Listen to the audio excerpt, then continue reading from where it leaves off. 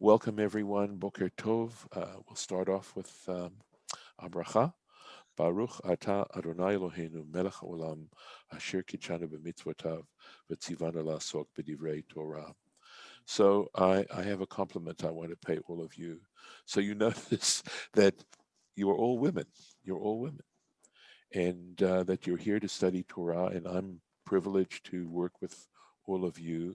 And it says the reason why the Israelites were redeemed from Egypt was because of the righteousness of the women.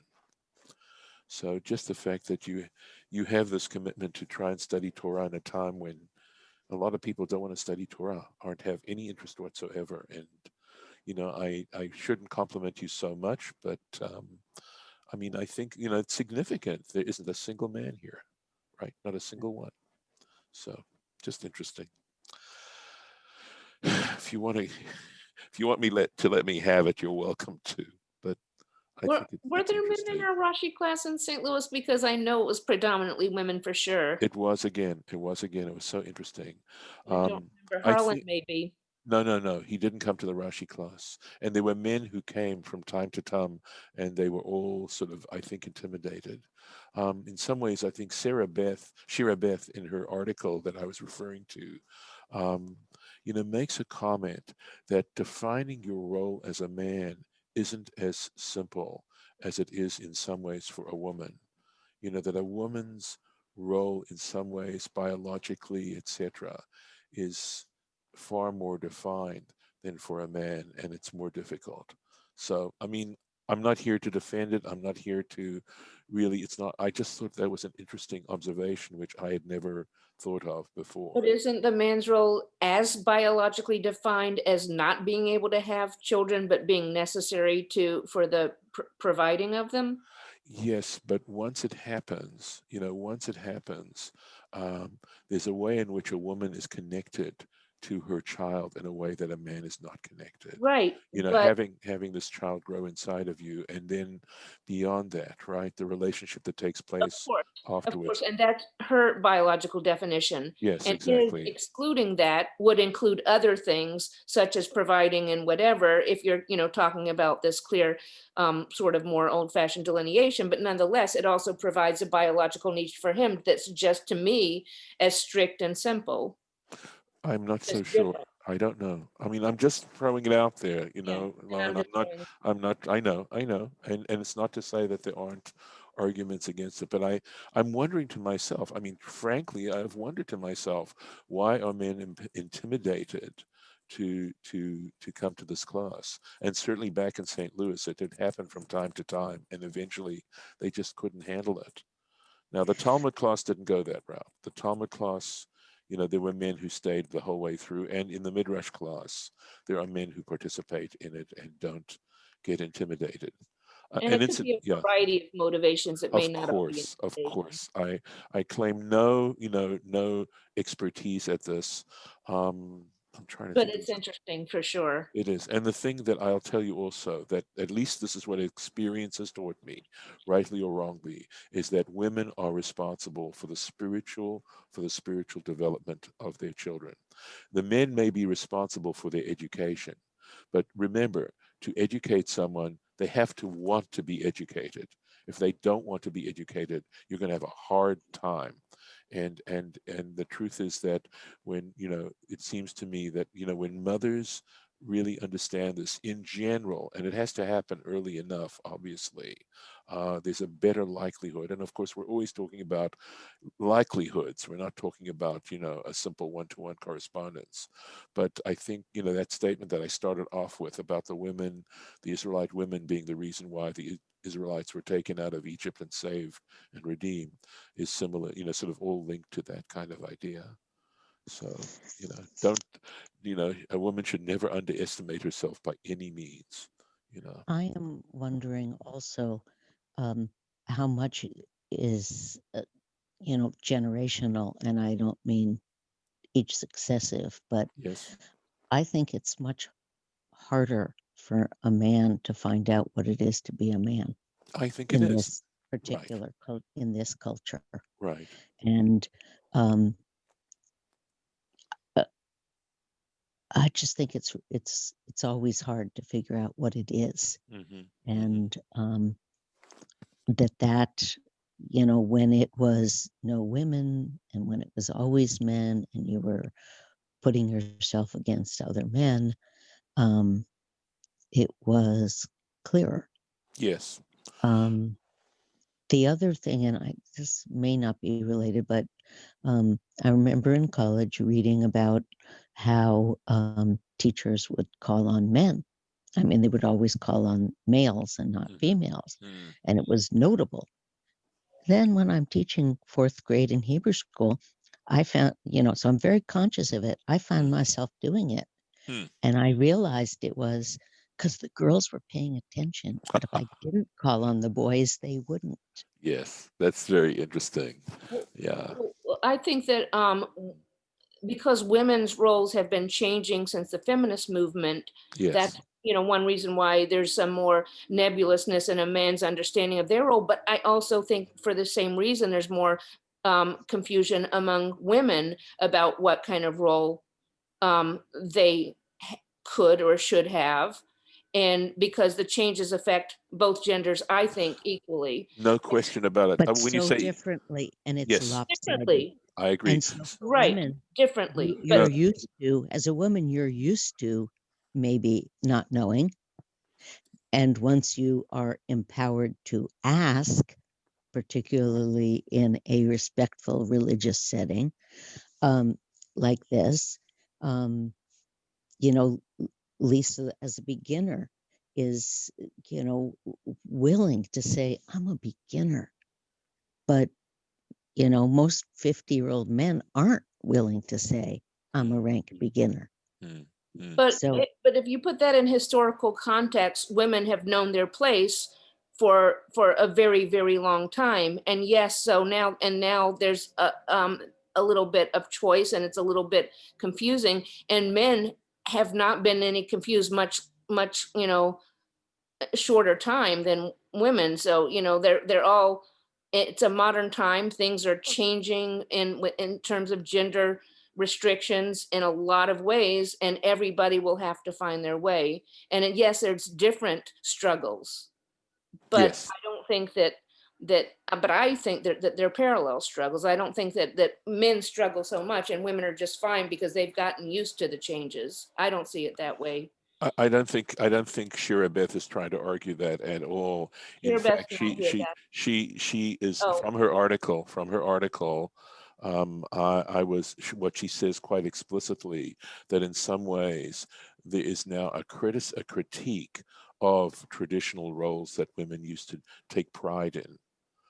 You have to read her article to be fair, but no, I agree. I'm not suggesting for one second that it's easier on women now or something like that, or that yes, that the gender roles are now challenging for both. And I'm not saying we should go backwards either. I'm just saying it would be helpful to have a broader understanding of also, the pernicious underbellies of all these kinds of changes, as well as what is positive about them. You I know, have something to say. please. Also, in these times, in the Torah, Mm, um, there they didn't have the kind of even thought of choice about who they were going to be and what kind of laws they would come under. mhm. We have a choice now. Yes. So there is something more biological about ancient times because we were closer to being um, if you we're all animals, so we were closer to being animals than we are now with all of the refinement of our times and the choices of our times. I don't know Mm, about that. But I also don't know about the pernicious underbelly, because as far as judging the effects of change as negative, as opposed to effects that you don't know. It's too, when change is happening, you can't make a judgment on like you can once it's historical and once time has allowed us to see exactly what the effects of the change are and how it's affected society. Every action has positive and negative to it, every single one of them, every decision, every action. And you can't judge it in the moment. You can make assumptions, but if you live long enough to look back on change and how things have changed, and you know all kinds of issues related to that change, you might have a different perspective. I mean, God certainly has a perspective that you don't know, and whether or not God shares your current perspective about the pernicious underbelly is something you can't know. Whether history will share that perspective, you can't know, but it's your opinion now that that's true. It may or may not be. So I'm Thank not sure you. we're saying anything that different because, when I'm saying pernicious underbelly, I'm merely using language to describe the negative sides of it, and just to That's be aware of it. general. Let me finish. My concern is that there's no pause at all. And it's not that I would disagree with you that perspective is terribly important, and sometimes you can only judge or be in a better position to judge the ultimate effects of something, from the long view. And I'm not suggesting for 1 second that I share in any way significantly how the divine sees these sorts of things. My best bet is the approximation and trying to tie in to try to get, again, to look at the sources, to try to understand the sources as best as I can on their own terms. All right. And then compare that and contrast it to what I see going on. The phenomenon that I'm seeing right now is the fact that no men are joining us. That's a phenomenon. That's a fact. Okay. How we choose to understand that fact is a puzzle. Is a puzzle. And we're having a conversation about this. And I'm having a conversation with each and every one of you because on the one hand, I think legitimately you can say I have a perspective that tends to be male, along male lines, and a woman might see things differently. But of course, every man then, as individuals now, each one of you has a different perspective within that possible general observation. And of course, I say this tentatively, because I may be wrong, okay? But I know that I've been accused of it, and I feel there are things that I can't say simply because I'm a man, and that I will be judged as a man saying those things, as opposed to whether there's legitimacy or any illegitimacy to what I'm saying, to the statement itself. It's very hard to dissociate the statement itself and the person who's making the statement. Yes, but men and women have to be free to talk about their opinions and discuss them and disagree and everything with that, so whether you feel the disagreement is based on just the fact that you're a man, I mean, Mhm. that's possible that that's in the mix for some people, in terms of their disagreements or agreements with you. But the conversation shouldn't be limited by your fear that it may be that you're being judged as a man. Even if you're talking about, some women will say, you can't talk about this. It's not your body. It's not your, choice, not this Mhm. and that. Well, that's, no, men should be able to state any opinion they want to. And women should be able to counter it if they want to, for whatever reasons, whatever mix of motivations they have, including gender. It's, It's Okay, very well, good. I have, Go I ahead, have, okay. please, I thought we please. were also contrasting then and now. And so with what I was saying was there was more of a community herd, you got to stay together, and there was a survival thing going on back then also as a species. Now, um, I have to personalize it too. Of course, I grew up, I was born in the 50s, and I decided not to have children, and I decided to be a part of a male dominated business in many different aspects, all the way along my 60 plus years of being a professional, whatever I chose, a male dominated. And that is a different choice in my fitting in, if you would say, to a society now, which never would have even survived back then. That's it. Thank What you. wouldn't have, what would not have survived back Me, then? me Oh, being you're, able, me being able to bear children and choosing Right. not to, and then wanting to like hang with the men and be equal to the men, you know, and even being one of the leaders of the male dominated, you know, whatever it is that they were doing. I would have been dead. so my niece-view, Charlie, for college, they're taking a Hasidic, a class in that's some kind of about Hasidism, and this is at Sarah Lawrence, and they wrote an amazing paper about, and Rabbi, you might know about this person, but this is a woman from the Ludmir. She was called something like the Saint of Ludmir, who was considered to be like a woman rabbi in the early days of Hasidism. And I'm not familiar. Yeah, go ahead. up in Palestine. It's an amazing, amazing paper, and I can send it to you. That would be good. There are a lot of legends written about her and some sketchier documentary information that's written about her, but because not a lot of known, some of it's filled in with legends. But you know, so there were always choices, and there were always people bucking the system always. But of course, it's much easier now. But as far as like what I was saying about the animals and the people, and I was just talking about this yesterday and thinking about this yesterday for various reasons. But the more I learn about the capabilities of the intelligence of non-human animals, and the more I learn about the natural aggression and other urges of human animals, I see so little difference. I know that I'm not saying that I'm not saying, and I can't say that there is, you know, a difference or a separation that I can and say this is makes what makes us human and what makes them not.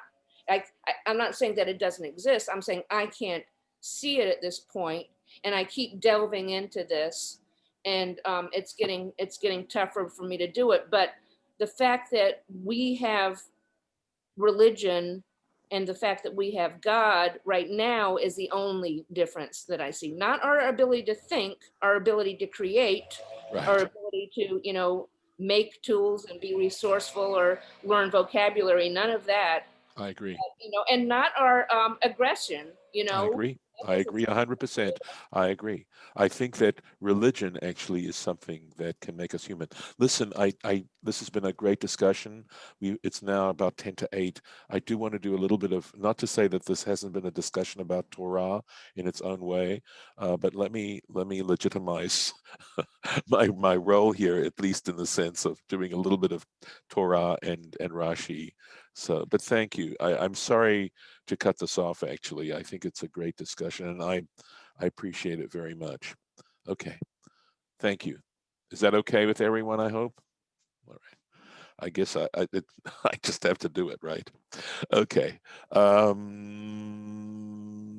Let's see. Okay, I think I'm trying to see where we started. I know we had this long thing, this long Rashi with a grammatical thing, and we have more grammar that Rashi does, and I think the reason why, because it's so unlike the typical Rashi comments, is that again, assuming that Rashi was trying to somehow protect the Jews against a lot of conversion going on, because missionaries were capable of quoting Bible in very capable ways, as they do to this day at times. Certain individuals, I've certainly experienced it years ago in South Africa.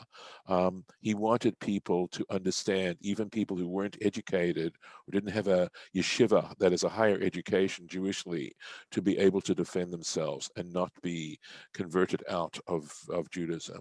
So I think the reason he gets into the Hebrew itself is because, you know, they're claiming to use the Hebrew text, and he's saying, well, this is the grammatical basis of understanding these texts. So let me go into this now. We may not actually get to this next grammatical issue here. All right. Vayikra Yes. Vayikra melech Mitzrayim lamilyaldot. I think we did this verse actually. The king of Egypt called the midwives. Vayomer lehem madua asiten hadavar hazeh. Why did you do this thing? Vatechayen na et hayeladim. And you allowed the babies to survive, the boy babies, that is, right? Vatomarna hamayaladot el paro.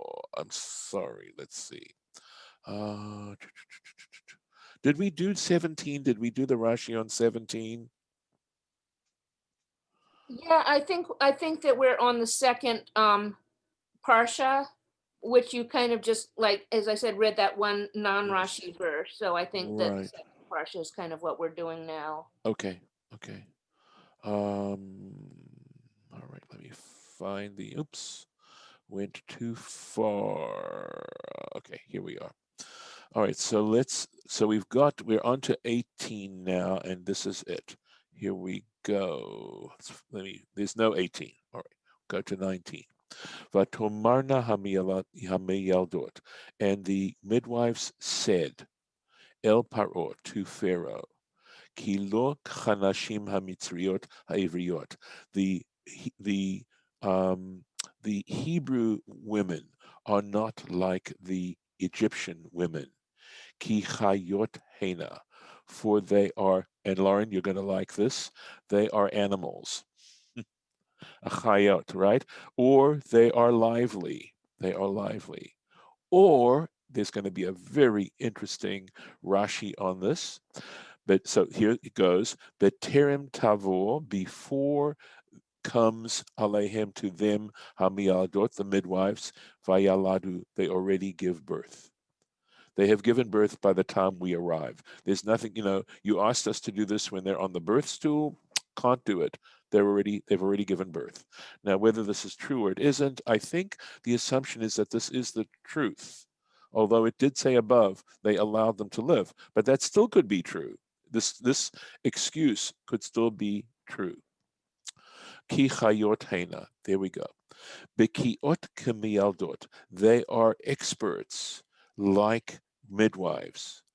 And he says, because Tirgum Mialdot, the Aramaic translation of a Mialedet, of midwife, is Chayta, right? So the word Chaya in Hebrew, in its relationship to Aramaic, can mean they are midwives. So in other words, the Shiphra and Puah was saying, or Yocheved and Miriam were saying to Pharaoh, they understand the skill. They understand the skill of midwifery. Okay. So another interpret. They really play around with this word. The Rabbatenu Darshu, and our rabbis also interpreted, and this is probably all right. Sham, which is probably Sota, which is where a lot of the stuff is coming from. Veshmot Rabbah, I'm going to guess, right? Exodus Rabbah. Hare Hain Mishulot Lachayot. They are compared to animals. And of course, hasadeh, to wild animals, animals of the field, she'enan srichot mialdot. They don't require midwives, these wild animals. Vehechan mishulot lachayot, and Rashi says, and where exactly are they compared to animals, to wild animals? Well, Jacob's blessing, gur aryeh, right? A lion's whelp. Ze'ev, remember Benjamin, Ze'ev Toref, Ze'ev Yitrof. Jacob says to Benjamin, you are like the wolf who is, uh, it's like killing another animal, tearing it to pieces. A Bechor B'Shorah, with Joseph, he says he is the firstborn of his ox, something like that, right? Is taref the same verb as Yeah, treif? it is, and it means torn as opposed to shechted. Good question. Yes. So when something's a treifa, it means it was torn apart. Generally, the context is by another animal, but because the idea of eating unshechted meat, they recognized that it was so easy for people to run and to not care about it. They describe it in a way that people would be disgusted at it. So non-shechted meat is like meat ripped apart by another animal, because it wasn't because shechting, as you know, removes the blood. It's a very clean cut, etc. So, yep, treif and treif, it's exactly the same word, and just transported into Yiddish. I'm sorry to add in one more thing, but it had intrigued me when you changed the name or Ju- showed Ju- that Shiphra and Puah were Miriam and Yocheved. okay, But then what is a Jewish midwife talking to Pharaoh and saying, those women don't need wives? Wouldn't Pharaoh's okay, Judith, your internet or my internet is not hearing you well. I don't even know if you can even hear me. Yeah, she's breaking up. Yeah, I can't really make out the question. Judith, I'm so sorry. I couldn't hear your question. Can you hear it now? It's okay. It's manageable. It's not great. If Shiphra and Puah Yes. were Miriam and Yocheved Yes. and they spoke to Pharaoh, how could they say those women? Wouldn't Pharaoh know they were Jewish midwives? He didn't, of course, he did know they were Jewish midwives, because he knew that the Israelite women wouldn't be having Egyptian midwives, if I'm understanding your question correctly. And so they were simply responding to Pharaoh. And perhaps I'm misunderstanding your question, Judith. You're muted, Judith. Oh, that's good. That's good. You got it. Okay. All right. Cool. Let me keep going a little bit, because I can't believe how quickly the time goes. Ayala shlucha, right? A doe that has been set free. This is how I'm understanding it. Umi shelo nichtav bo, but there were a whole bunch of those sons of Jacob who were not compared to an animal. And they say, Umi shelo nichtav bo, and regarding those who are not compared to animals, hare hakatuv kolalan. The scripture text actually includes all of them, because it says, Vayevarech otam. It says, he blessed them all. So they're all connected in the blessing. The Od Ketiv, and another verse states, this is again this is chapter 19. Let's see.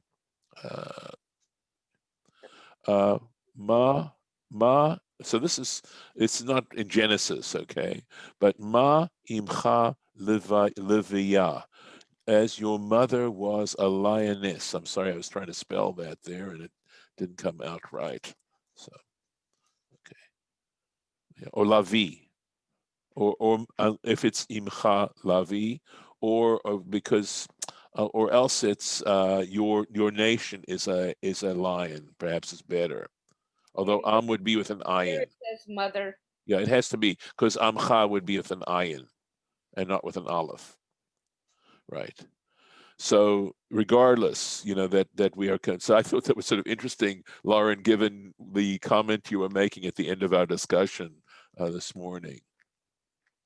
We'll try and get one. Well, it is 8:00, but I'm going to get in one more verse. It's a But long Rashi though. yeah, I know that's the grammatical one, I think. Yeah.